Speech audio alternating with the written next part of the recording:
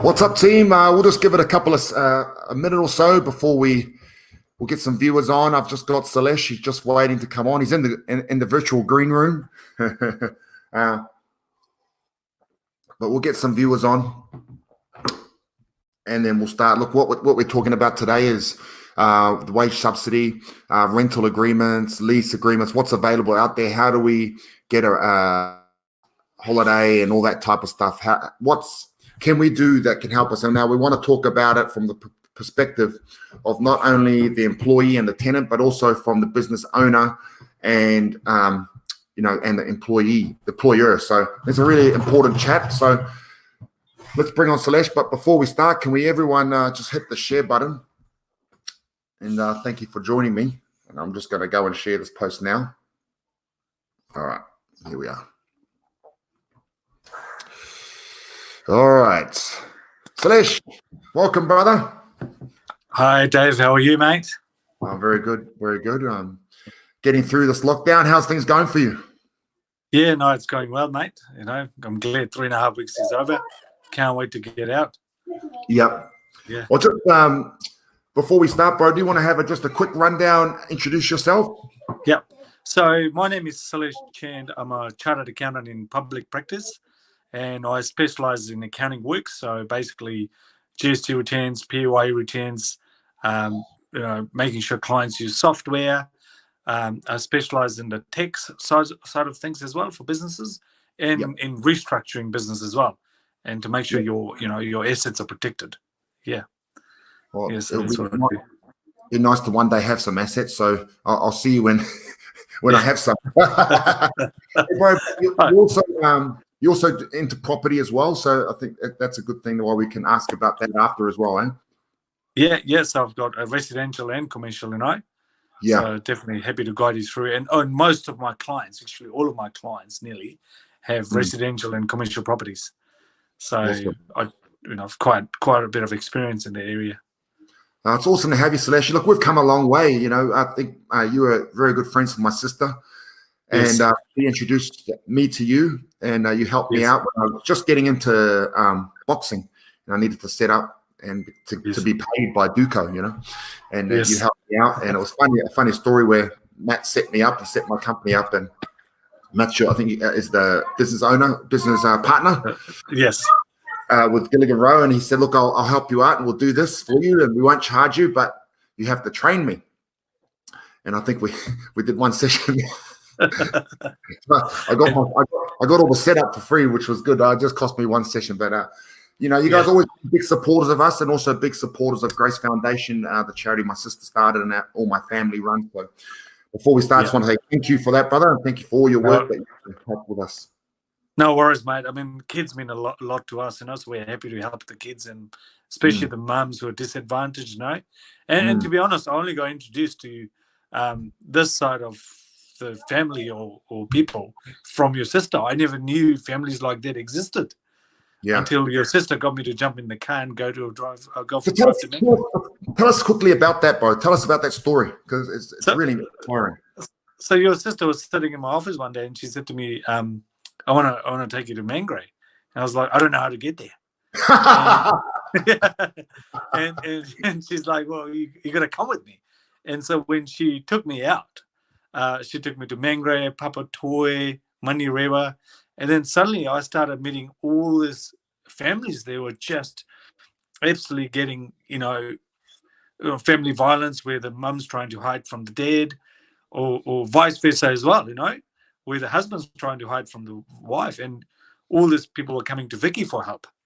And so I was just shocked to see that. But this is where Vicky came in and said to me, you've got to look at social housing, and provide social housing to the community. So, mums with kids can come and stay there for 3 or 4 months or up to a year while they're trying to hide from a violent partner, Yeah. Yeah. So I, basically I just got exposed to that. And I tell this to my wife, is some of the kids have never been to Auckland City. Yeah. That was amazing when she told me that. And you talk to some of the kids, they've just never seen Auckland City. They don't know where Sky Tower is. Yeah. Did that open your eyes, bro, when she showed you that, what was going on?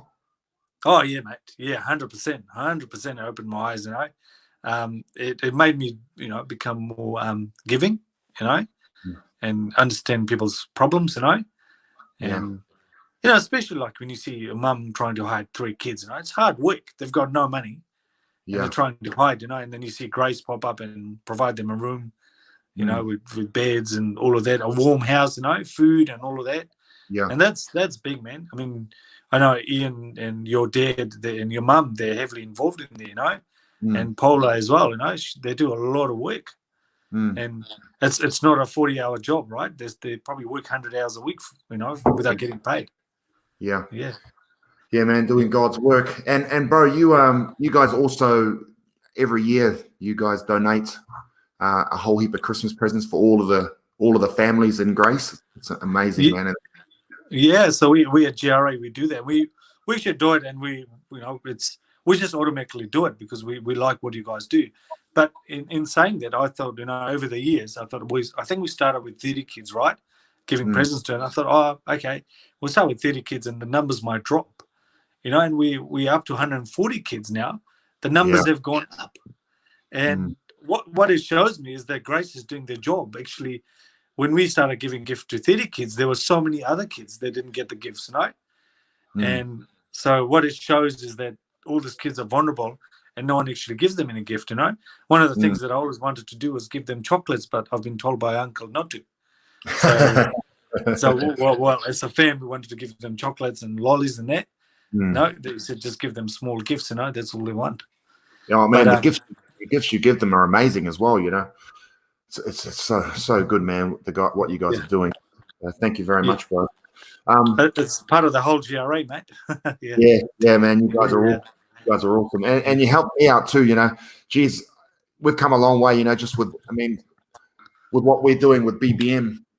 Jesus, come a long way since I first walked in that office with nothing. Living at one of Grace's one of the homes. Yes. Yeah, Yes. amazing, bro. Hey, let's get stuck into this. We've got a few questions, bro, and I know a lot of people. This is going to help people. So let's just fire this away. So we've got a first question here, and please, everyone that's watching, hit the share button because this will help, and also ask any questions if you like, and we'll answer them at the end. But the first one we've got: what has the government done for employers and employees during this lockdown? So basically, the government at the moment, they've come up with a wage subsidy, which I think most of businessmen and employees are probably aware of. A wage subsidy was designed for businesses to pay their staff if they're in a position not to pay the wages during this lockdown period. Yeah. So, and the employees have received, I think it's about $585 per employee, $300 for part-time employees, and they've received this in 12 weeks upfront. Now, if the employer has to pay 80% of the wages, so for example, if you were getting $1,000 a week and now you can't go to work, the employees are required to pay $800 a week. Now, that's a requirement, right? But what's happening is most employers cannot afford to pay that. Wow. Because they've got no income coming in. And you've also got to remember, employers are not rich people. They've borrowed money from on their house. They've borrowed money from banks, unsecured loan, to pay wages, So, they've come to, it's come to a point where they can't get money, so they can't pay you 80%. So in their case, they just pay you the wage subsidy. Yeah. But look, if any employer can afford to pay 80%, they should, because it's goodwill, right? Yeah. And you look after employees, the employees look after you, So it works like that. So for employees, they are protected here because now they get to get their wages while they're at home, And I know they want to get out and work, but while you're at home, you're getting their wages. So the government is supporting the employees here quite well. Yeah. Yeah. And what about, I heard yesterday, I was in a discussion and someone was saying that they're making use of this wage subsidy and actually going out and employing people so that they can, pay them at least the minimum of their wage subsidy. And if they using it to create work, is that allowed, or have you heard of it?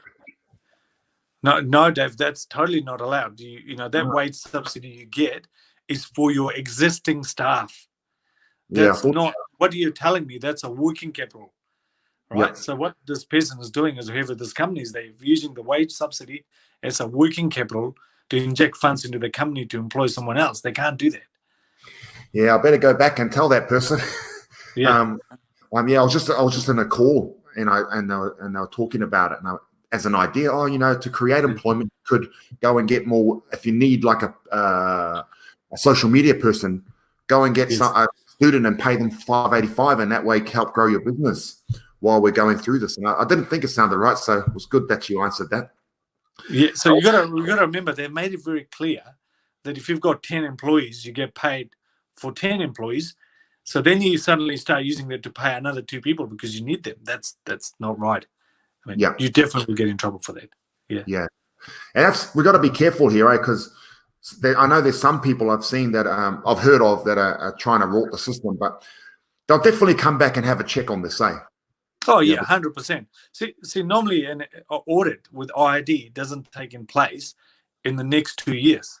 It takes IID about 4 years to come back and go, okay, we're going to look at your books, see what you've done, or whatever this audit division will be, So yes, and you don't want to be that particular person getting caught, for something so small, Yeah, awesome, Bo. Thanks for clearing that up.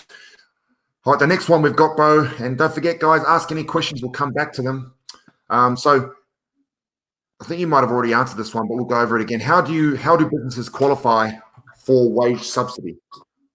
So basically, to qualify for wage subsidy, you need to show that your income has dropped by 30%. So, for example, I know you've got a gym, but that's a community gym. But if someone was running a proper, gym with equipment and they had memberships, right? Yeah. What happens is if they had 100 members and now the 100 members are not paying every week, so your income is down to 0. So you will then qualify for wage subsidy. So it's a 30% drop in sales. Yeah. You will qualify for wage subsidies. Now, it also, if you do have forecasted sales, so for example, your sales was going to be 200 grand for this month, and because of COVID-19, it's now reduced to about 140, 120, so it's reduced by 30% on forecasted sales. So you still qualify for wage subsidy. Okay. Awesome. And we will put all these points into the comments. I'll get an email of all these answers, and we'll put them in there for anyone that wants to know more. This was a question from me, actually. Do we still have to pay GST? No, that's actually a very good question, mate. Mate, I got sent my GST guy from you guys. I still have to pay this.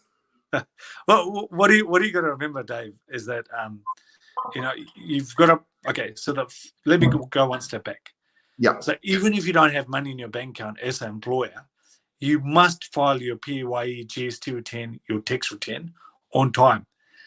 Because what IID is saying is file it on time and let us know that you can't pay it because your business has been impacted by COVID-19. Okay. And when you are able to pay, right, we will write the interest and penalties off. So they haven't put a time frame here that you've got to pay it by the next in 12 months' time. They're not saying. Yeah. All they're saying is when you pay it off. So, for example, if you had 50,000 GST to pay and you couldn't pay it, right, and you've loaded up $20,000 of interest and penalties, now your bill to IID is $70,000. When you pay the 50, they'll write off the $20,000. Wow. But we have to notify them that you will go on a payment plan and pay it off. So once the debt is paid off, they will write off the interest and penalties. So they're being quite good about this then, eh? IRBs. Oh, 100%, I mean, that's, well, I don't want to say this, but that's like interest-free loan. Yeah. But, but what they're trying to do is help businesses. Yeah. And, and to be honest, businesses that have been in lockdown will default on the chances they will default on their GST PAYE payment because they don't have any backup cash, But, I mean, 20% probably will go ahead and pay this, And so that includes your GST, your PAYE, and your income tax as well. I mean, with your businesses, bro, how much pain is out there with the people that you're working with? See, the pain hasn't started yet. Yep. I think the pain will come once everyone returns to work. And you probably will see some of the places that won't open. Yeah. And basically, this is where it starts. So you'll have a construction company. They'll go and, for example, build their particular house or whatever. They will get paid slowly, so that they won't get paid on time. Yeah. So what happens is, because they're not getting paid on time, they're not spending money on time as well. So what they'll do is they won't go and buy that probably lunch or dinner they used to buy because their money's tight. So then the side effect starts. So then the cafes are not buying because their orders have reduced. Then from there, the farmers are destroying the milk because there's no cafes buying milk, and there's no point cooking so much or baking so much bread because the cafes don't need it. Yeah. So then the bakeries might start making people redundant. So the side effects we won't know, mate, till actually everyone's back at work. And and I was, to be honest, listening to John Key the other day, and he actually phrased it quite well. He said that you'll only find out once the tide goes out who's swimming naked. And so this is it, mate. And it was quite well said, and you'll only see this when the tide goes out, right? Yeah. And that's only going to happen in the next 2 to 3 months. We'll exactly see where this is going. Some businesses will do really well. Some businesses will do really well, and it's just a matter of, like, if I was running a business, and because of lockdown your income went to zero, it's a matter of just going through during this quiet times, making a list of operating expenses that you don't need. Yeah. So for example, I mean, you could again have a gym, and you could be running for example, water supply. You're paying $30 to get clean water into the gym every day, but maybe you just install a tap, and so people can fill up the water from there. I'm just saying that every overhead is going to be looked at because businesses won't be able to afford them. So and I mean, another thing you got to look at is, if you are going to cut back on staff, you do want to give the staff that are not pulling their weight basically a chance. And if they don't do it within a week or so, you just get rid of them, because of one person, 10 people could lose their job. So because I know that a few builders and construction workers that I know, when these guys, and say if they're working for Fletcher, those Fletchers never pay on time, and that they make you wait for a couple of months, that 90 or it's like 90 days, 90 days or 30 days after the 20th or whatever it is. But these companies still have to pay all their workers every week. Hey, and that's they start feeling the hurt. Oh, 100%. And to be honest, we don't know where Fletcher's sitting at the moment too, It could even go up to 120 days. And, so, I mean, imagine being in lockdown for 4 weeks, right? But not getting paid for doing the work and not getting paid for 12 weeks. It's ridiculous, And, so yes, we're going to see a lot of people struggling. And what happens is, when you get tight on cash flow like that, you start getting rid of people because, if your wage bill is $20,000 a week, you go, well, shit, I can't afford that. So I'm going to reduce it down to $10,000 a week, And you start getting rid of people, and you take your time to do the job. And, instead of saying, it's going to take, a year to finish the job. Well, we can't rush if you're going to pay us every 90 days, We'll go slow as we have more money. And again, it comes to people's spending as well. And then people will spend less. Everyone gets impacted. And is there any other benefit for business owners? Well, recently, it was just happening in the last 2 days. They've come up with this new rule, which remember, it's not been changed into law yet. So they've talked about it, where you can, for example, your 31st March 2019 year, you've made a profit of 100 grand, and your tax bill was around $28,000, right? Now, 2020 has just finished, and if you had losses this year, you can take these losses and offset your 2019 profit and get a tax refund from the government, right? Now, but the downside of this rule is COVID-19 only happened towards the end of March. So most businesses will have profit for 31st March 2020 year, which is what we just finished. And so you have to kind of run your business at a loss for the next 12 months to get your tax benefit. So it's kind of a delayed benefit, it's not straight away, it's 12 months away. And that's Yeah. a long time to wait, Yeah. So that's one of the benefits. And the other benefit is for basically any sort of business that's looking at having investors come in.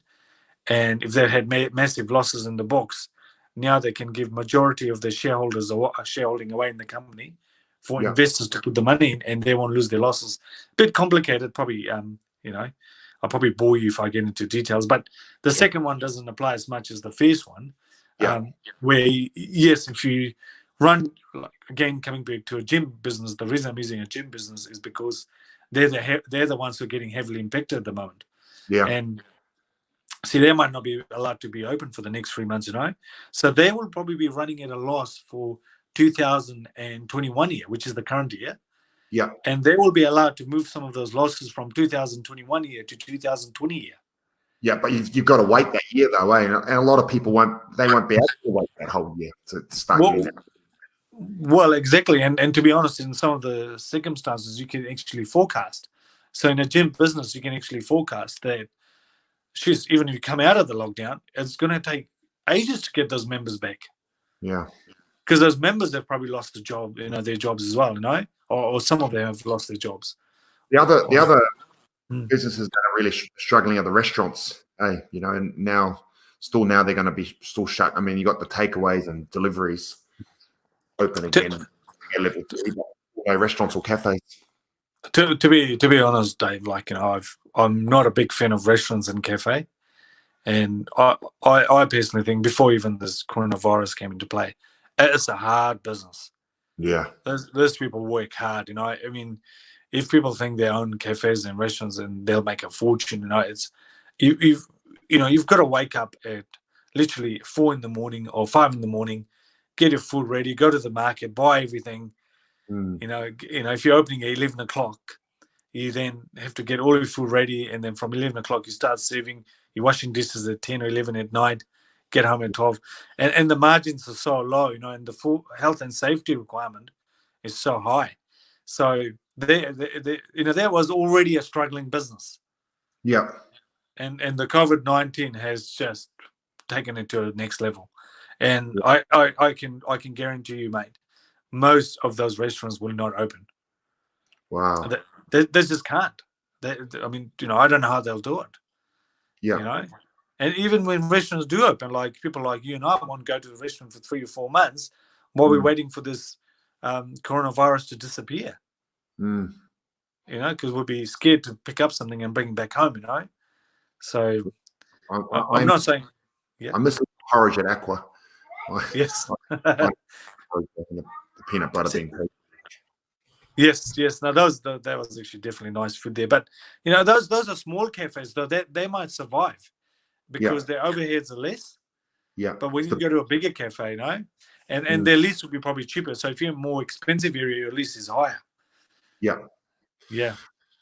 So all right, we'll go to the next one, brother. We've got will the IRD penalise you? Oh, I think you've spoken. Penalise you if you are not in a position to pay the PAYE, GST, or income tax. So again, just on that, very crucial, mate. Make sure people are filing their returns on time. Yeah. Because if you don't file on time, they might not give you that. They might not reimburse you the penalties and interest. And secondly, you're committing a crime by not filing the returns. It's a criminal offence not filing those returns on time. Yeah. So very important. File your returns. Well, file them on time, and so don't hide from it. It's not going to go away. No. Is there any? This is quite a few people have asked me this one. Is there any commercial lease allowance or holiday period for businesses? Actually, there's none from the government. So the government is not, going to say as a business you can now have a month off and not pay a commercial lease, because it's not the government's business to say this.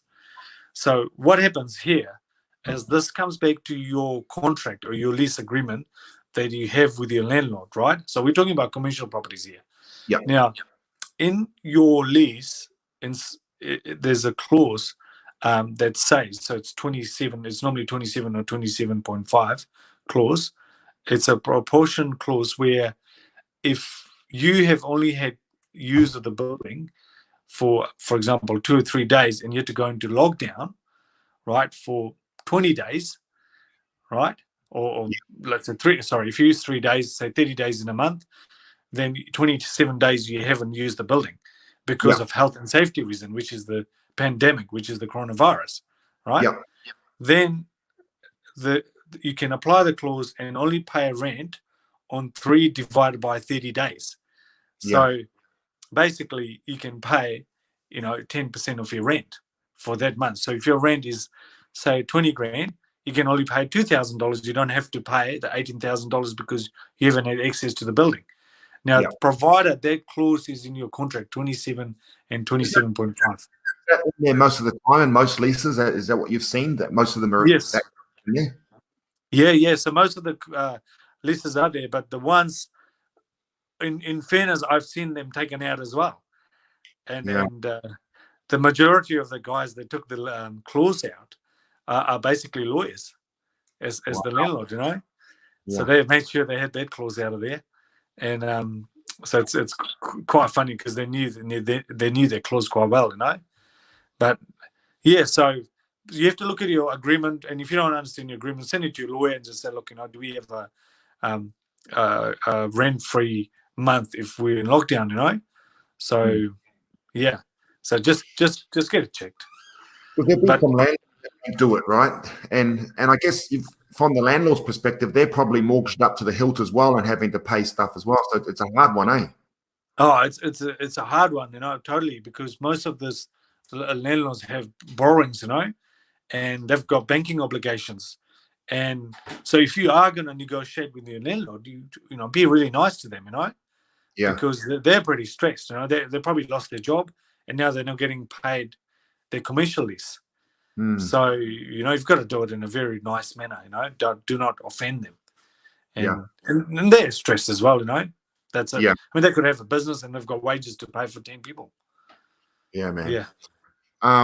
We've just got a live question from one of our members here. We've got, unsure if this is relevant, but if you are at level 3 and told you can work, but for your family's safety, you choose not to come out of lockdown, will wages still come through like level 4? So that must be the wage subsidy, eh? Yeah. So, but basically, if I just take you a step back, so essential workers, right? So I've had, a few businesses that I deal with. Their workers are not going to work because they're saying, well, we want our 80% of wages. So we don't want to go to work. We rather stay at home and get 80% of our wages. Well, it's kind of sad because what you've got to also remember is obviously the employers are providing a safe area to work in. They have to comply with health and safety, right? Yeah. But you have to go to work if your employers want you to, because they've got a business to hold on to. And if they can have this business, they can pay your wages. And you got to remember, your employees are not rich people, because if they are rich listers or if they've got lots of money, they will not be at work. They'll be at their bench, and chilling out. So it's really important here that the employees, I mean, obviously health and safety precautions are taken. They're out there helping the employees, and like I said, if your employees go broke, your job's gone, and you'll be sitting in the line at wins for your benefit, But I think there too, with that question, I think it's really talking with the employer and making sure that the proper health and safety measure, which by law, even if we go to level 3, they have to be really strict on these health and safety precautions in the work. But I guess it also comes down to a personal decision, eh, bro? Yes. If you're feeling unsafe. Well, totally. If you've got, like, for example, mum at home who has cancer and no immune system, I touch it, no one's got that, then definitely I would kind of agree. I definitely would agree with the particular person, that probably they shouldn't go to work, because if they're bringing something like that home, they will basically, kill them. Don't want to say it like that. They will probably hurt their family members, So because they've made it clear that if you do have coronavirus, the impact is quite high on the family, with low immune system. So you've got to watch all that too, You've got to keep an eye on that. We've got a question here, bro. Sorry, don't know if this was asked. This is from Jasmine. But if your employer has applied for subsidy, but is saying you have to use your annual sick leave first, is that right? Or for your 80% top up, are they meant to use your annuals to top it up? Well, no, that's the option they give you, right? And you as an employee can accept it and say, yep, I'll take my normal wage subsidy and I'll use my annual leave to top it up to 80%. Now, the reason your employer would be giving you this option is because they can't afford to top you up to 80% while they're getting no income, So this is why they've probably given them the option that, look, you can have 80% of the wages, but why don't you take it out of your annual leave and top it up. Now, the reason they would have offered that as well is most employers keep a separate bank account for staff's annual leave. So they'll now go, okay, we got some money in this bank account. We can top it up to 80% and give it to you, but you have to use your annual leave, So, and to be honest, if you need the money, you should take it. Yeah. And I actually don't know about sick leave. I don't know if they're allowed to do that. That I don't know that, to be honest. Because sick leave is used when you're sick, right? Yeah. Yeah. What if she says no? Who says no? So what if Jasmine doesn't want it to come out of her annual leave, but they still have to pay her the 80%? Okay. Well, they would apply for the subsidy. That's the part of it. They have to. Is that right? To get the subsidy, you have to be still paying your employees 80% of their wage, right? That's only if you can. Okay. That's only if you can, right? Yes, they want you to do it. And that's what I was saying. If as an employer, if you can afford to pay 80%, you should do it because it's a goodwill and it's looking after employees, right? But as an employer, if you can't, be straight up to your employees and say, look, I can't do that. But how about I just pass you the wage subsidy? Yeah, I think it's really important that we work together, the employer and the employee, and we work together on it to come to an arrangement. Because like you're saying, if you don't, go to work and if you don't make an effort or if you make it hard, then your job might not be there. Yes. They might have to fold. We don't want that to happen. Well, I mean, in some of the cases, the employees might be under stress, like they've got a business to run, but at the same time, they have to pay employees and they've got to pay their own mortgage. Yeah. And still put food on the table for the family. Yeah, for everyone's family, And so it's mind-blowing as an employer, imagine thinking like that, And, well, man, and that could, I myself about it, we've got, employees and, we're family really with what we do. And then 4 kids, a wife. I've got a lease that's pretty big, and it's really stressful, man. So I understand the first side because then we also deal with people that are really struggling, on the other end. This is from Alex. I had actually 2 questions from Alex. The first question was, do you still prefer beer to water? That was his first question. Yes. Well, in fairness, mate, you can see that I was having my whiskey. Stop drinking. That's what you told me. Stop drinking. Well, you still kind of have to have a few things, at night. You're drinking water, mate. I need to drink whiskey. All right. His next question was, what can we do as consumers to help get the economy back on track while still minding our own budgets? Well, that's a pretty hard question, mate. That's well, as consumers, we've got to be careful with our spending.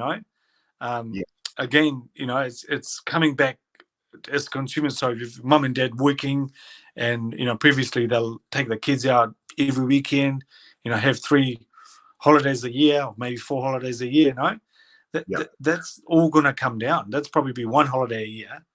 Yeah. And, they'll be looking at their personal budgets and taking anything that's unnecessary because all they're probably focusing on is paying the rent, paying their mortgage, and providing food for their kids, So, and they're going to lose a lot of their luxury stuff, So if you had, massage every week, all of that's going to disappear now, But look, you do want to encourage business. So you do want to, spend on your local businesses if you can, and get them into action. But it'll be hard. It'll be a hard ride. Yeah. If people start losing jobs, it'll be a hard ride. Oh man. Yeah. I guess like you're Yeah. saying, well, supporting the little guys, right? The local Yes. players, the local shops. Yes. Because the big guys are doing okay, that's for sure. The big shops like Countdown, they'll be doing well at the moment. Yes. But what happens is your local, even your freight companies, they're struggling. Yeah. So they could have 15 trucks running. Now they've only got 3 trucks running. Yeah. And in fact, I act for freight companies, so I know what they're going through. Everyone is struggling in their line, So so that's so it's got to be. I think it'll be a while till you'll start seeing people spend money, But the good thing is, because of the lockdown, and I don't know if you've seen this, Dave, but because of the lockdown, people have ended up with more money in their bank account. Yeah. Well, the thing that, is when you look at your bank statement, online. Yeah. The transaction list is more every day. Yes. Compared to where, just for me example, I looked at it before lockdown, Aqua Cafe, BP, BP. Like I'm saying, my petrol bill would be about $300 a week. That's now, just because I'm everywhere with our boot camps and work. Yes. Now direct just savings. But the problem is when you go to the supermarket now, it's so expensive. Yes. And when you have kids that are home, and even though we try and make them make their lunch, as if you were at school, at their home, 4 boys, they're going to eat a lot more, Yeah. And me too. Yes. Look, I think we've got more questions here, bro. Yeah. But what one thing on that, Dave, is a very good point you picked on. I actually think this is a chance for people to get into a savings habit. Yeah. One of the things I've seen lately is the flour that people buy. It's in 20 kg, and they've been popping up on Facebook and saying they can't buy 2 kg, right? And to me, if I look at that, that's a way that people can learn how to save money, because you're buying in bulk, and things like that. So I mean, that's something that now people are forced to think about it. And cooking at home, making bread at home. Yeah. I'm hoping that those things, we take that into this new world when we're out of this lockdown. Yeah. We've got a question here, bro. Just on this wage subsidy, full-time person gets $585 that gets taxed, so probably looking at $490 approx. If your weekly pay rate is just over $20 per hour, is the 80% paid out on that rate? Hope that is not confusing. Or is it the pay rate that's cut? So what happens is that if you're weekly, so you're getting $800 a week, right? Right. So that's your normal weekly pay on 40 hours. So you get 80% of $800. Yeah. Right. So that's what you should be getting. But again, if your employer can top you up, they will top you up. If they can afford to, they should. Yeah. Right. But if they can't, then they should pay you the subsidy that you've got. Yeah. So the $490 a week should be coming to them. Yeah. Yeah. And if the pay rate is just over $20 per hour, is the 80% paid out of that rate? So would that 80% $20 per hour? Yeah. So if I quickly just turn my computer on, I'll just run the wages through, to give you an exact answer on that. But So basically, again, it's just if I could answer that, simply saying, if the employer can pay 80%, let me just get it here. Alex just said 20 burpees for that whiskey. Oh, really? Well, tell him I'm running every morning. I'm running. You're looking good. So, you tell him he's watching. What's he saying? He just said 20 burpees. He's watching, so he's tuning in. Yeah. Sandra's working it out now, so I hope I'm later, Salesh. What's that? Sorry? I hope you're not charging me for this later, this accountancy work you're doing. No. I'm not charging you, mate. I don't charge you when I tip to you. So accountants usually charge at time. So if you call and say hello, we have to charge you. Just But like, in this case, I'm letting you off the hook. thanks, bro. You're always good. That's why I enjoy you training at Body Talk, because I'll often get all my accountancy advice while we're training. Yeah, you do ask me a lot of questions. But mate, so here we go. So at $800 a week she's getting. What happens is at 80%, that's $640, right? But sorry, if the employer can afford to pay the $640 before tax, right, they should be paying that $640, right? Now, what happens is, in this case, if the employer is not able to pay that $640, they have to then pay that $585 before tax, and after tax is about $490. Yeah. So they'll go ahead with that. Yeah. Okay. So, hopefully that answers the question, right? I get that. Yeah. So it's just again coming back to the employers. If it's in their goodwill, it's basically just to look after their staff if they can.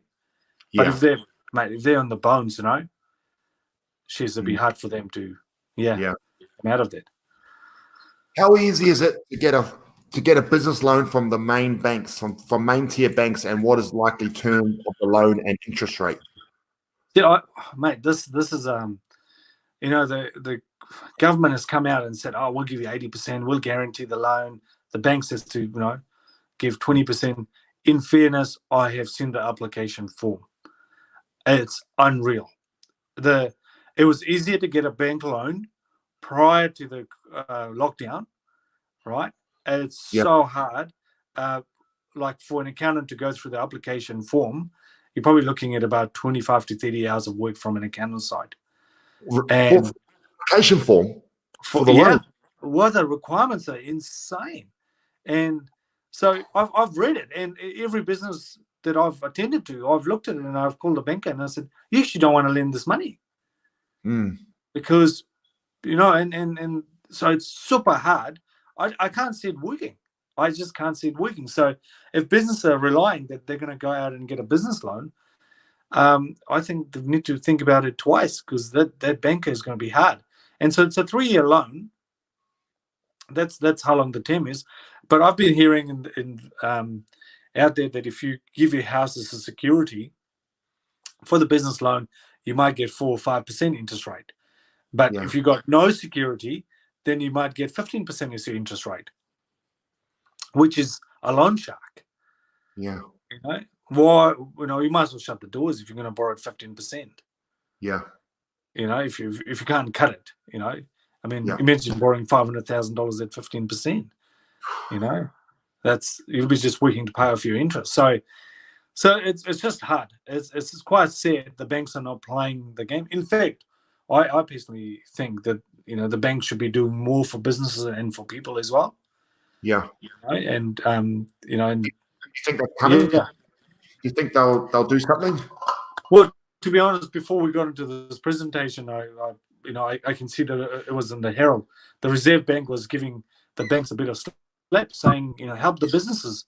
You need to start taking risk. It looks like businesses, the banks are not wanting to take any risk. Yeah. So he's telling them, you've got to take some risk as well, right? Yeah. Everyone else is taking risk. So so it's quite sad. I was just saying they didn't need to make it this hard. Yeah.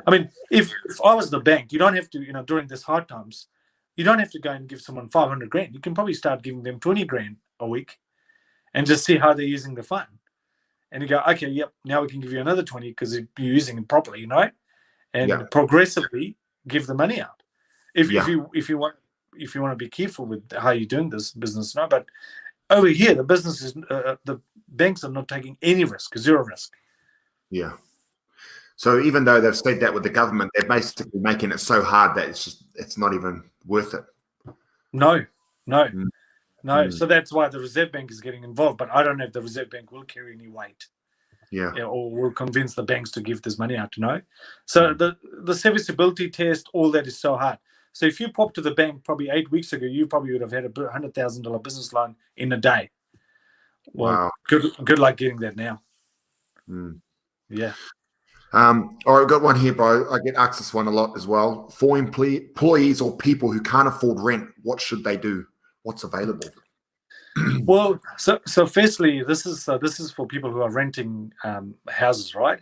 Yep. So what do you got to remember is your landlords have mortgages, they have outgoings. So the government has gone and announced that, hey, the landlord can take a 6 months mortgage holiday. But what happens is that gets added as a cost to the landlord.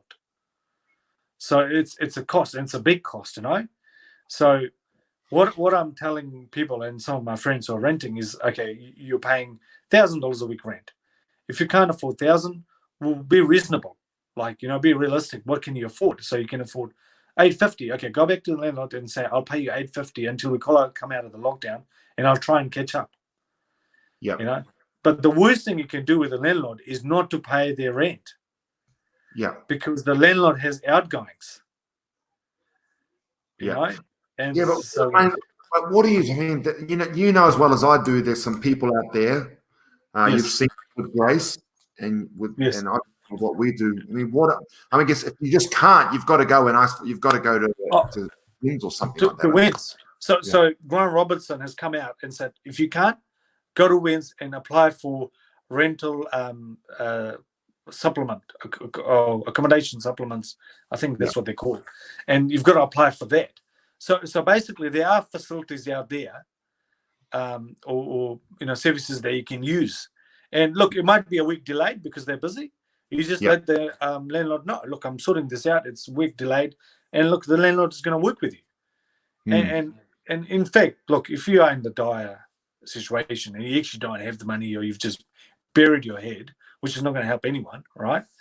The landlord might give you the leeway. Yeah. But, it might be a cost to you later to catch up on, And as long as you communicate with your landlord. Yeah, that's what I'm hearing.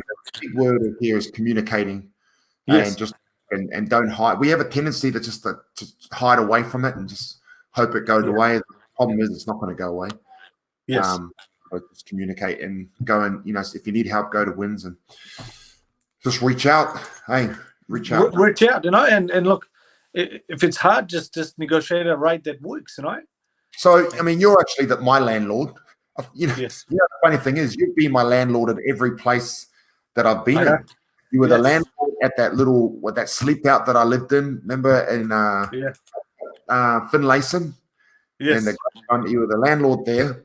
You were the landlord at the place, the garage we moved into. You done up this nice. Vicky got you to do up this nice space, this nice. She never told me it was for you.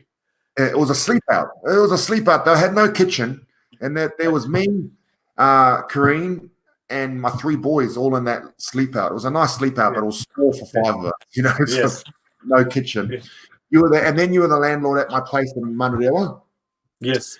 And then you're the landlord at our place out here out west. So, just hypothetically speaking, if I was to come to you, I'm not. Don't worry. But if I was to come to you and say, look, man, I'm really struggling. What would you do? Look. If you came to me and said you were struggling, right? I would say to you, look, show me your budget. Show me how much money you need to pay for food, how much you need to pay for other expenses. And for example, I'm using an example. Let's say you pay me $500 a week rent, right? And I then go through a workout. You can only pay me $250 during this lockdown. And we can see you can only pay me $250. I will accept that $250, right? But I will give you an option and say, look, do you want to catch up on it when you can? Yeah. Because I will still pay my mortgage. I will still pay my rates. I will still pay my insurance, and which protects you, So, because if I lose the house in the mortgage sale, you don't have a house, So that's what you got to remember. Because if it's a mortgage sale, I have to give the house back as vacant possession, or they'll just come and kick the tenants out. So then I will, on that basis, then I'll probably use my savings to top up the mortgage repayments. Yeah. So I will work with you. But look, and then the other hand would be I'll guide you through and say, let's put this Wins application in. Let's see how much they'll fund you, So they might give you a $500 a week accommodation supplement. So actually you're better off too, because now you don't have to use your money. Yeah. You can use the accommodation supplement to pay me. Yeah. But look, I'm not going to go out and throw all the kids and the whole family on the road, because that's terrible. And where's everyone going to go, Yeah. So I think we'll go in. I'll get one of the team to go and get some details from. I'm sure Wins would have it Yes. on their site in the Yeah. MSD. So we got a question here. What is out there for employees? Is there rent supplement in place? That was pretty much the same question. There Yeah. isn't a rent supplement in place, eh? There isn't. Well, no, there is rent supplement in place, which is they call it accommodation supplement. Yeah. Yeah. So it's like Wins topping up your rent and all of that, and it's just a matter of basically you talking to those departments and getting help, because the other part is if you if you offend your landlord and you don't answer the phone calls and you just become nasty and you end up putting pressure on them, they will give you the notice and get you out of the house, which means you will probably end up in a smaller house costing you more in rent, and basically the moving costs will be so expensive, Yeah. So don't bury your head. Like the people should communicate with their landlords, and people will understand. Yeah, Uncle here watching, and he's saying yes, Wins can help. Go to their website, so we'll get the details there. There's only a couple more questions, so if you want to ask Salesh any questions, make sure you fire them through. I've been asking. We got here. What should employees do for their employers? Oh, that's Who asks that? So that's a very very good questions. Like you're coming back to it again. So I'm sitting on both sides of the fence here, on the employer side and on the employee side, right? So as an employee, if you can go to work and you can do something extra for your employer to help him through the process, do it. Right? Coming back again, employers are not rich people. So even if you think your employers were rich for any reason, they're actually feeling poor at the moment because they've got no income coming in. Right? Yeah. So for employees, look after employees because they are stressed. They've got banking meetings to go to. They've got to talk to their accountants. They're defaulting on their payments to IRD. So they've got a lot of things to catch up on. So if you can help, and you don't know what your employer is going through at home as well. Yeah. You might financial pressure puts a lot of pressure on relationship as well. Yeah, I think sometimes we can look at a business owner as someone who's got it all and someone who's doing really well. Yeah. But in times like this, man, it's tough, Well, you look at Burger King, right? Yeah. Who would have ever thought? Yes. I mean, I thought that was one of the, cash cow business, So every day you open the door. They're going into receivership. So what does that mean? So what's happened is receivership is when you go into you're about to go broke unless someone injects money into the business. Right? Yeah. So the owners have decided not to inject the money, right? And so what's happening is they've put it into receivership, meaning that either they're going to fire sell the business. Yeah. So that's what receivership means. So they're looking for someone put cash in, take the business out of receivership, and get it going again. So that's what they're looking at.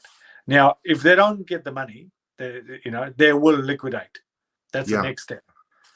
So basically, close the door. I don't know how many employees they have. See you later. And the chances that the employees might not even get paid their annual leave. Wow. Or not sick leave. None of that. See you later because they don't have money. So, yeah. So this is why for an employee, they've got to protect their employees. Keep an eye on their employees. They're stressed. Ask them how they are. Maybe make them some lunch. Small things like that.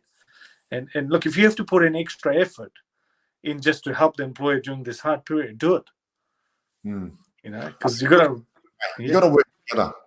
You got to work together, and the same applies from an employer's perspective. They can't come to work and start ordering their employees to bloody work ridiculous hours and not get paid. Communicate, or treat them hard. You can't do that.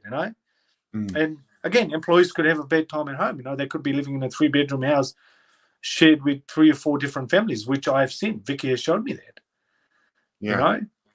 So they could be living in a harsh environment, so they're pretty stressed. So it's got to go both ways. It's a lot of love and care. We got a question here from Uncle.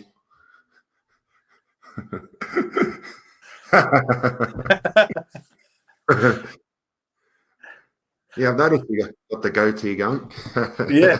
So yes, so my wife, I didn't get a haircut before the lockdown, so I handed over the machine to her and said, do the deed. So she did. She gave me a haircut, and then once I had a haircut, I was like, oh, I've got no hair, so I'll grow a goatee. But it's just a little bit of entertainment for me, And in fairness, I couldn't log into my bank account the other day. You what? You couldn't log in. Log into my bank account because their facial recognition didn't work. Yeah, so I do look a bit different. Talking ahead as we near level 3, will we survive another lockdown? Would subsidies be available again? To be honest, there's nothing out there from the government. So the subsidy has already been paid. Remember, the subsidy has been paid for 12 weeks. Yes. And I think on the basis, the reason why they paid you for 12 weeks is the 4 or 5 weeks of lockdown, right? Then you've got 2 months of catch up in your business. Where, it's basically, you can imagine like this is a massive machine and it's gone cold.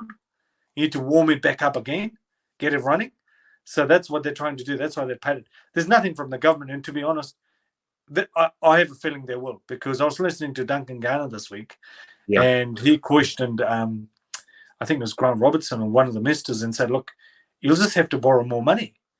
Yeah. And they'll have to, See, this is the scary part as well, because the government is borrowing a lot of money.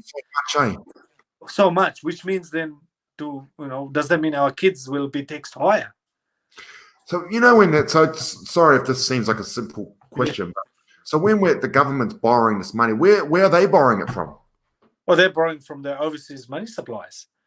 So that's where, they're from other countries. You have to borrow money. And so that's what's happening, And I think Duncan said it quite well. He said, look, Labor is never going to pay that loan back. So what will happen is the new government that will come in will inherit the deficit, because Labor will just focus on controlling the economy. Yeah. Yeah. And that's what it was, So, yeah, it was quite right. Actually, it was John Q said that, sorry. He said that Labor wouldn't pay the bills because, they'll just try and survive as long as they can. I think they're doing a pretty good job, though. Overall, Jacinda's doing a pretty good job. Yeah. To be honest, mate, I think she's doing a good job. She saved a lot of lives, especially for elderly people. And, she saved poor Uncle Ian, and and elderly people with low immune system, and all of that. She's done a lot, so we give her credit for that. She's dealt with a lot in this term. She's dealt with more than most, I think, any other prime ministers had to, with everything that's happened. Do you think rent increases are likely to occur after we can all return back to work? So I presume that the person asking the question is about residential rent? Yep. So one of our team. Oh, yeah. So if the chances are no, and I think it would be quite arrogant of any landlord rushing to put the rent up, especially when, people have jobs and they're trying to go to work and make money and pay bills, I mean, so I think if your tenants do give you, your landlord gives you a letter saying we're going to put the rent up, I think you nicely go back again and say, look, mate, I can't afford this. I've got kids to feed and I'll pay you what it is for now. Rents are already quite high, Yeah. So I'll pay you what it is, and we'll look at it later. But I mean, the other way to look at it is you go to the landlord and say, look, why don't I just pay whatever the increased cost has been? So, for example, his rates in insurance could have gone up by $5 a week. How about I just pay that, and not $25 a week? Something along the line during this hardship period. But maybe a year later it will go up. Because there will be major shortage of housing. Yeah. Especially in Auckland, you're going to see major shortage of housing because people from the smaller towns are going to return to Auckland for jobs. Yeah. And a lot of Kiwis are coming back from overseas, and they're coming to Auckland because this is where the jobs are. Yeah. My rent's locked in at where it is. I look after my mates, mate. Have I ever put your rent up? Hey, we got Leanne, one of our team as well. She works at a school. Do I still get the subsidy? I presume that she's a school teacher. Teacher, yes. No, they'll get their normal wages. I think the teachers are getting 100% of their wages. Mm, So they'll continue getting their wages. okay. Yeah. So the reason I know that is because my sister is a teacher, and she told me they're paid 100%. Okay. So if she's not, then they need to. She needs to. What would she do? She'd need to go to her principal and say what's going on. Yeah. What's going on? Yeah, because I don't think it's fair if other schools are paying 100%. You know? Yeah. Yeah. Okay. Oh, this is Uncle. BK owners took the easy road and bailed like the man's business. Both owners very successful and foreign. Yeah. That's a touchy one there. What it is there is, so a lot of these bigger company owners are trying to put the fire out in their own backyard. So, for example, the owner of BK, they probably own other businesses as well, right? Mm. And what they're trying to do is go, NZ is a small market. Who gives a shit? Let's just walk away. You know, because they're trying to put the bigger fire out in their own backyard. So, you know, as a businessman, you do that because you're trying to protect what you have on the other side. So they will probably fire sale Burger King. You know, and I think it will sell. Yeah, well, Uncle has experience in the fast food industry, having once worked, been a CEO of brands. Yep. I never received my hush money either. He's seen the light now. He's seen the light now. He's working for us, so it's also something that's good for the soul. I have to say, he's one of the smartest guys I've ever met. He's good with business. This is Uncle Ian, Dave's uncle. Really good businessman, really good, but a really nice gentleman. He helps a lot of families. Unbelievable, you know. He must be the most intelligent person you've spoken to, besides me. Yeah, and I think he's talking to you every day, Dave. He's trying to put you in. But one of the things, I mean, if you listen to what he says and other people as well, you got to save money, you know. People have to learn how to save money. Yeah. And I think this is where the problem is. People are not trying to save money, even if you put $10 a week aside, you know, and just go, I'm going to put something aside, you know. Yeah. That's what they're saying. What you were saying here. Would it be reasonable to ask a landlord for a reduction in rent after discussing budget, and once you're back to full pay, start paying extra on top of your market rent to repay the rent debt? So basically, if I had a tenant like that ring me with that scenario, I 100% work with the tenant. Yeah. Because to me, as a landlord, I haven't lost my rental income. It's only been deferred, you know. So I will pick it up later. So I would 100% work with that than a tenant who's going to bury his head in. And to be honest, if that particular person took their budget to their landlord, he emailed it across, I reckon the landlord will appreciate it and go, yep, I'll give you a hand with this. Yeah. You know? And to grease it up, I'll probably tell that particular person to say, look, I'll really look after your house. I'll give it a good clean, you know, all of that. You know, just to make the landlord feel loved and cared for as well and go, yep. Yeah. You know, we've got a good question here, Bo. Many people will be rethinking their careers or job options. What industries do you think will be likely to thrive? Well, okay, so I was born on a farm, mate. So I don't know if I told you my dad's been a farmer. Yeah. So he's been a farmer from day one, you know. So we've, chicken farms, and we had, sheep, we had cows and everything, you know. And mate, that industry just never goes backwards. So if you go into agriculture, which is a food business, it's just, works. So if you're rethinking, and you want a solid and 100% protected job, I mean, there's no harm in going back into anything like that, you know. So if you're a low-skilled employee, like low-skilled meaning you don't want to go to university and skill yourself, or Unitech, then you can probably go into packaging or something, you know. They always need guys like that. So those are pretty solid industry. And around the world, people need our food, you know. So that's probably one place that I would look at. And if you are skilled, I reckon IT is a good business, or banking. What do you think is going to thrive this? Like, what kind of jobs do you think? What industry or what sector is going to really come out of this and start really pumping? Obviously, supermarkets are doing very well. What other ones do you think will do well after this? Well, basically, those companies that are supplying all the services, like such as mask and them, I think they will thrive really well for the next year or so, even for 2 years in a row. Yeah. So I reckon those kind of businesses will take off. Hospital business, hospital supplies. Another one is, I reckon, providing what do you call that? Housing as well, or being part of somewhere in the housing business in Auckland. I think that's gonna go well. And so We got a question down here from Uncle Ulla. Must be for the Grace Foundation homes. I have seen the budget. He's already shown me the budget.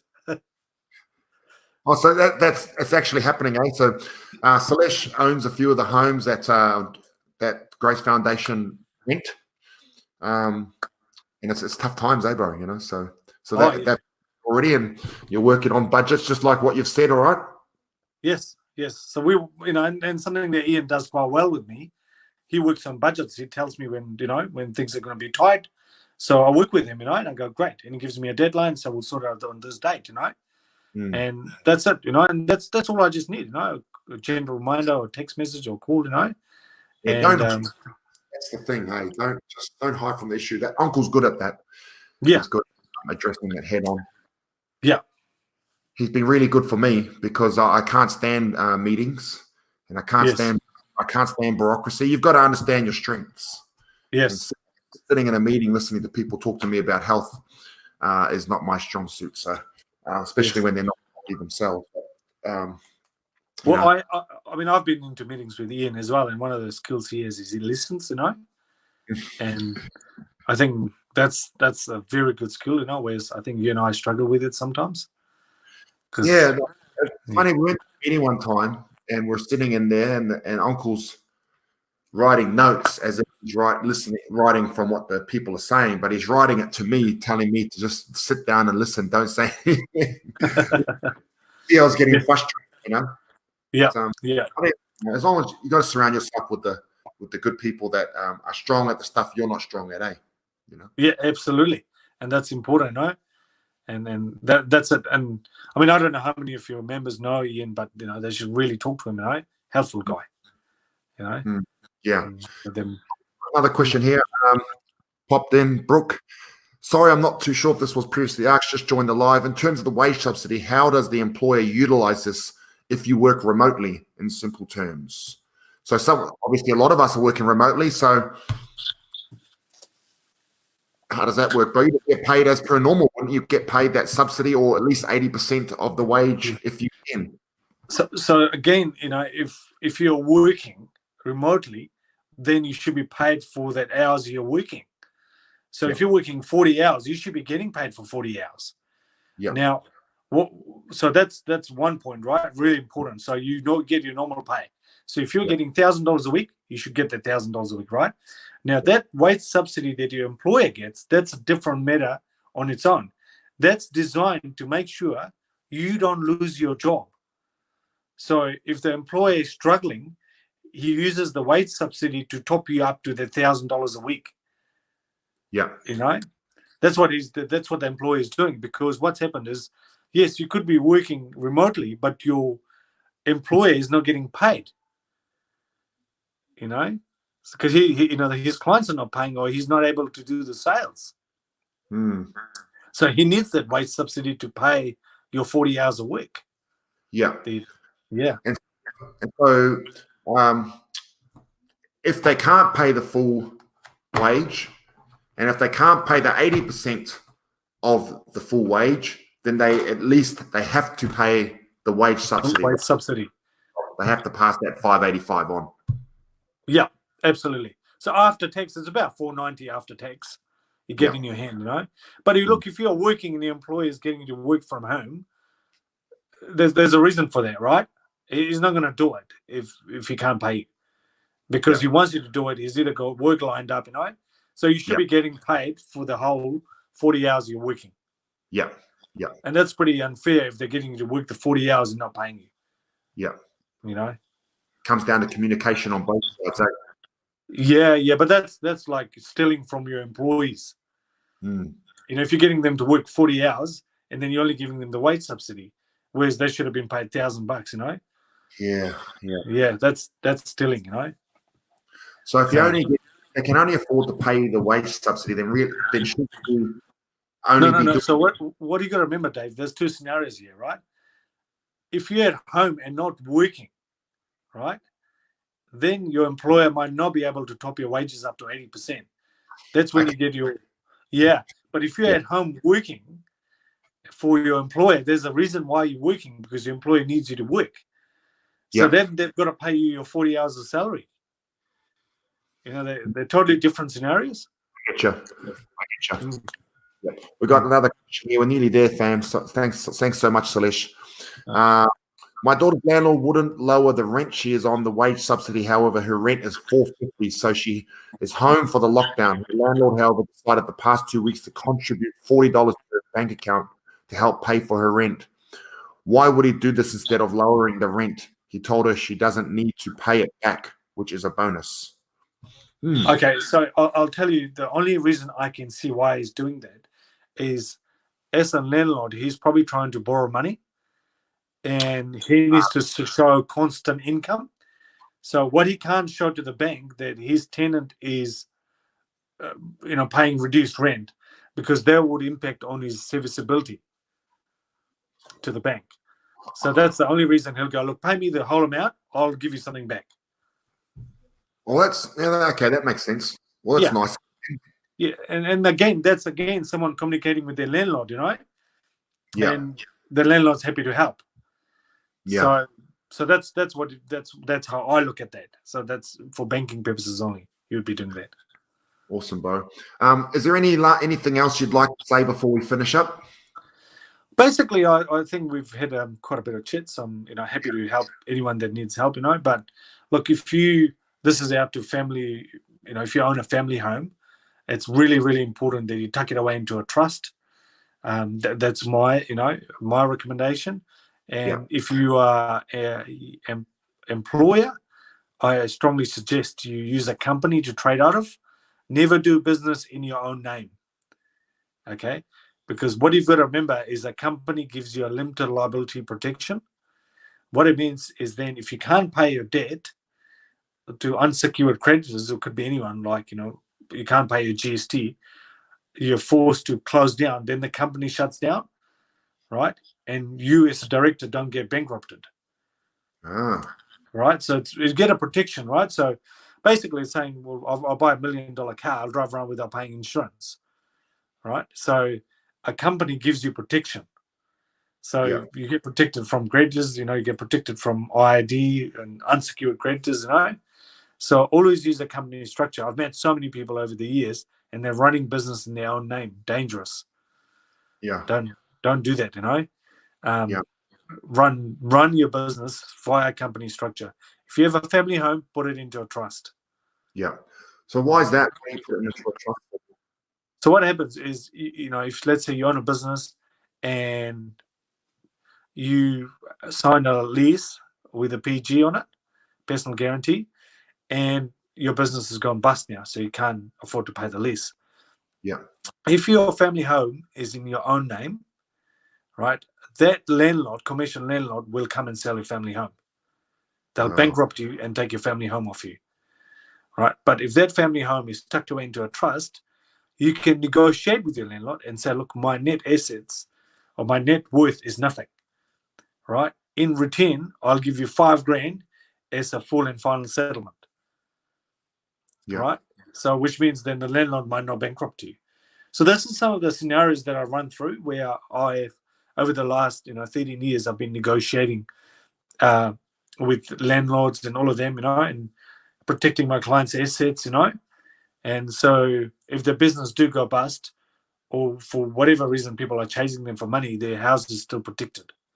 Mm. So you must use a trust for your family home. And Awesome. yeah.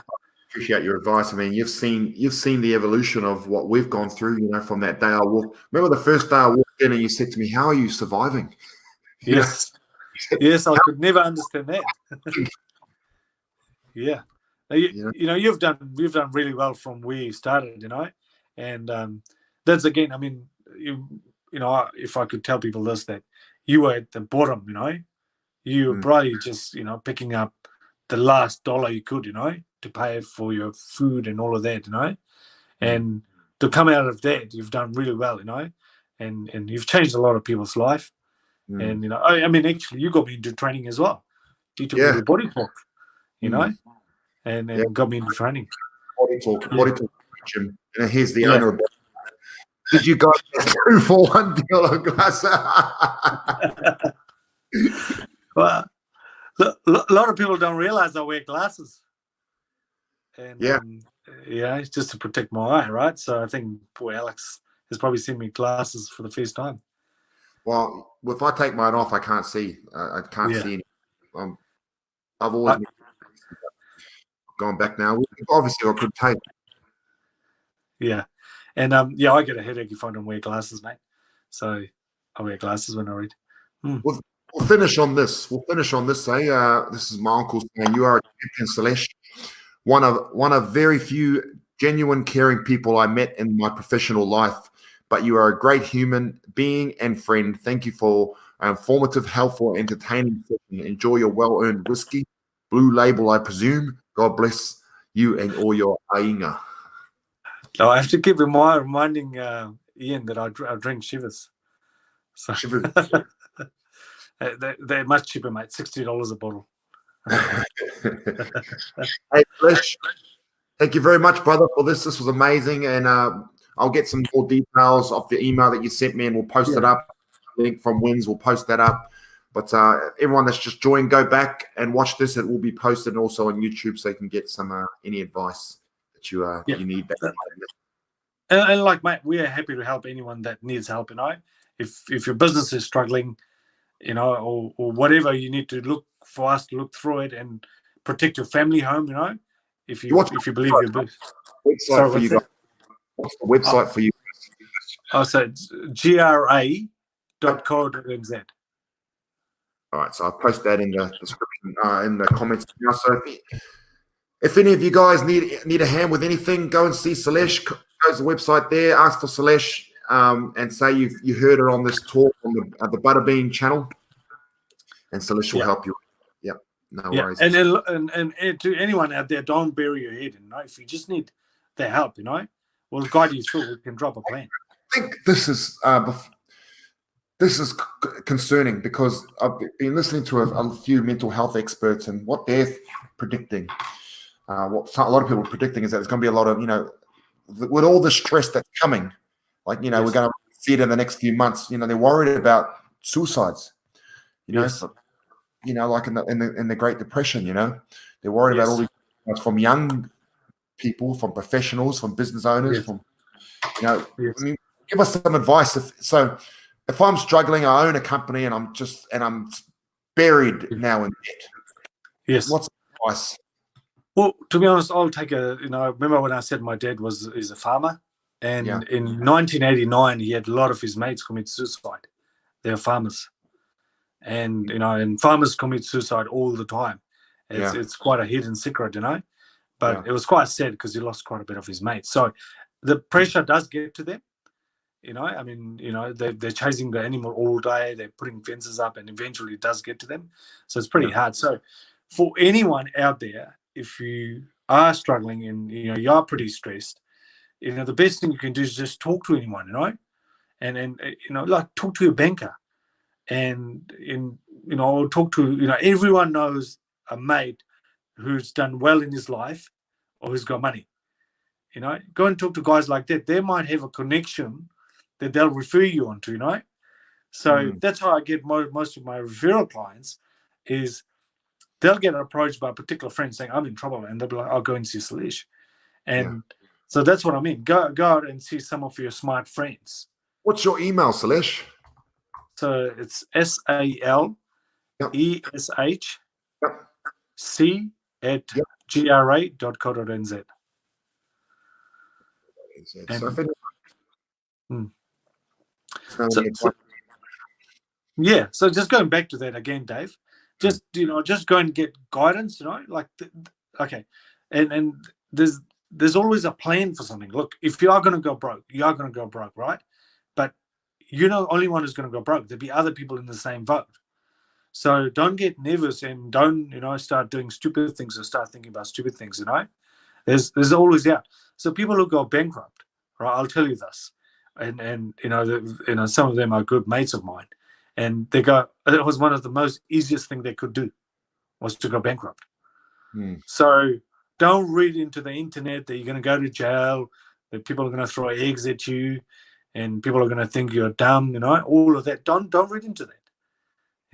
If you are going to go broke, you will go broke. But I have a feeling this time round, there won't be people trying to force people to go bankrupt. Yeah. So if you're talking to the particular person, they'll be helping you through the phase and saying, look, I'll guide you through this, and make the journey quite easy. The lending would be quite easier. But look, if people do go bankrupt, you just have to go to official signing, sign a couple of paperworks, and they don't want to know you for the next 3 years. Yeah. So, so people shouldn't think of committing suicide over bankruptcy. And I think, it's important that people understand that it's material things, you can get it back. 100%. And it's really just your health and your family, Yeah. that you need, Yes. or you can get it back. I tell you this, Dave, I always, I grew up, always wanted to have like all these cars, and I could dream of and all of that. So I did end up getting all these cars. Yeah. Well, when I met you had a Ferrari.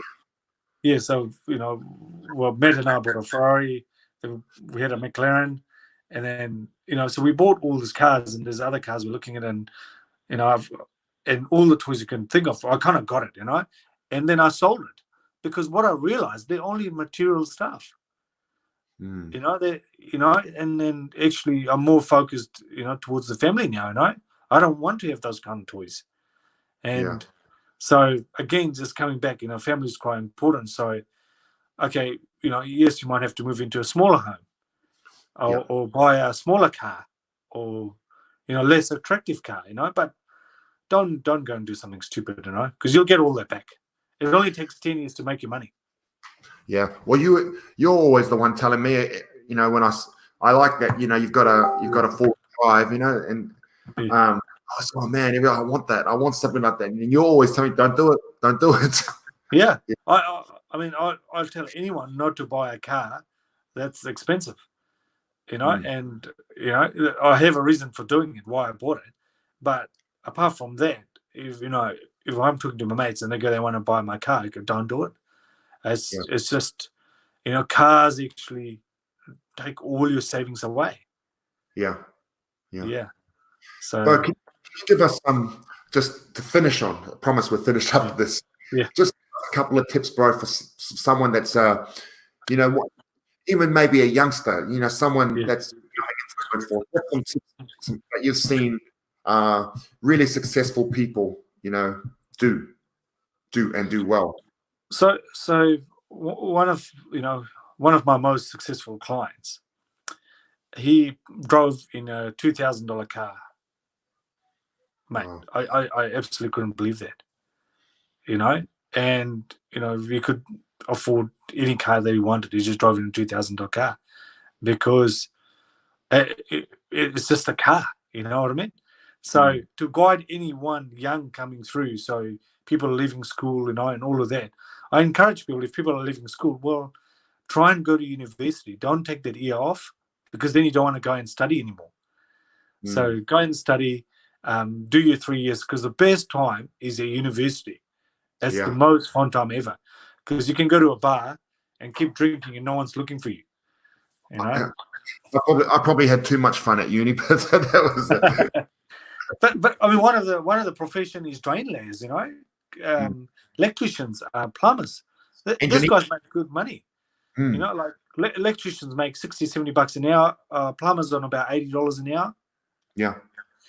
So drain layers on probably $100 an hour. That's the thing. You don't have to go to uni, eh? You can go and get a trade. As long as you're going in something. Like you're saying. I mean, you've got a few tradies that work with you.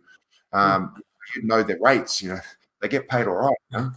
Oh yeah, and tradies, work for me as well, and I see their bills are about to fall down all the time, and they're not cheap. But it's like going to university is one thing, but you could be the smartest guy in class, but it's the way you communicate. Yeah. You've got to be humble. You've got to make sure people like you. So I just have a glass of my whiskey, mate. It's got something in my throat. Yeah. So so not that I'm promoting any whiskey here, but it's just the personality, So that's where you do well. You could be a bloody good plumber, but if you're arrogant, no one will use you. But if you're a plumber that people can talk to, you could be not good at what you're doing.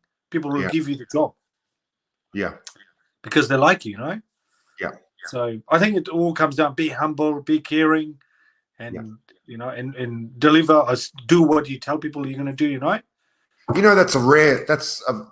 That's so rare these days. As I've gotten into more the business side of health, just meeting different people, it's so rare that when you meet someone that says something and then actually does it. Yes. Very rare these days, eh? Very rare. And then, and this is why my tradies that work on our properties, they're the same guys we've had for the last 10 years.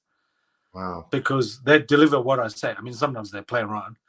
But, but I've tried the new tradies, and then they just don't show up to work, So this is where, like, the economy will reset and people will stick to the people they have, good relationship with, and so business or even your personal life is all driven on your relationship, isn't it?